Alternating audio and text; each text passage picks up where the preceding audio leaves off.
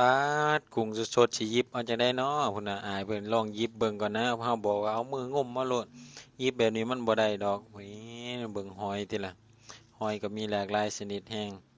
ปูม้าก็สดๆเลยได้นี่พุ่นน่ะส่วนมากคนเฮาสิเน้นหอยนะสิมาหยิบเอาหอยหลายกว่าหมู่หอยกับกุ้งนี่โอ้ขายดีเป็นพิเศษเลยนี่เบิ่งพุ่นน่ะเขาแกะมาให้ก็มีมาเบิ่งปูดองแล้วก็กุ้งดองอีกนี่ก็มาตักเอากุ้งดองก่อนเลยเนาะ เพราะว่ามันบ่ต้องแกะเปลือกเอาลงลวกจิ้มแบบนี้เลยก็แซ่บคือกันนะนี่เบิ่งนี่กุ้งเขาเพิ่งมาเทนี่ก็มาแย่งกันเมื้อมีแต่ไอ้น้องเวียดทีมงานโรงงานเฮาเบิดเด้อนี่มันแต่ละคนเพิ่นว่าเอ้ยถ่ายแต่ผู้สาวผู้เฒ่าก็ถ่ายได้เด้อพุ่นแหล้วนี่ก็พี่ที่โรงงานเพิ่นมาหยิบเอากุ้งอยู่นี่เนาะเขานี่ก็เฒ่าแก่เฮาเองเว้ยบ่กล้าถ่ายเพิ่นหลายปานใดเนาะ เมื่ออาทิตย์นี้เอากุ้งแล้วยังบ่พอนี่เอาหอยต่ออีกพุ่นโอ้คนมักหอยเด้อนี่เฮาว่าเอาหอยตัวนี้แหน่คือสิแซ่บเพิ่นว่ากินบ่เป็นนี่หัวหน้าเพิ่นก็ย่างสากไปสากมาเบิ่งลูกน้องหยิบของหลังจากนั้นเฮาก็เอาของมาเต็มโต๊ะนี่แหละมาทุกคน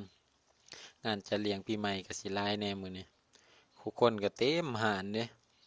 อันนี้เอื้อยเพิ่นก็จักได้หยังมาเนาะจนบ่มีบ่อนว่างเพราะว่าโต๊ะมันน้อยเกินพนักงานโรงงานเดียวกันกับเฮาก็ประมาณ60กว่าคนพุ่นเนาะจนเต็มหาญ โซนตัวนี้มีแต่ทีมงานโรงงานเดียวกันเบิดนี่มีแต่ไอ้น้องหลังจากนี้เราก็พากันย่างเลยพอเอาของมาลายแล้วเต็มโต๊ะเลยเนาะพากันย่างพาพันกินเฮาน่ะชิมหอยแล้วก่อนรสชาติมันสิเป็นจังไดกินเบิ่งแล้วแซ่บอยู่